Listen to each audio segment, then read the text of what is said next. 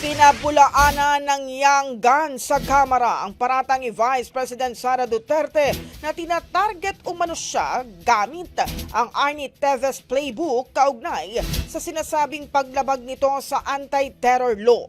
Kinumpara kasi ni VP Sara ang sarili kay dating Negros Oriental Representative Arnolfo Teves Jr. na idineklarang terorista ng Anti-Terrorism Council at iginiint na ginagamit umano ng mga otoridad ang parehong taktika upang i-freeze ang kanyang mga ari-arian at assets. Ayon kay Zambales Representative J. Congun, dapat pag-isipan ng mabuti ni Duterte ang panibagong pahayag nito na tinawag na grand scheme ang ginagawa sa kanya. Nasa kamay na anya ng justice system ang pagtukoy sa pananagutan ni VP Sara. Punto ni Congun, kitang-kita na may paglabag ang pangalawang Pangulo, ngunit kailangang hayaan ng Department of Justice, NBI at law enforcement units na mag-imbestiga. Kung may makikita umanong paglabag, ay nararapat na maghain ng kaso.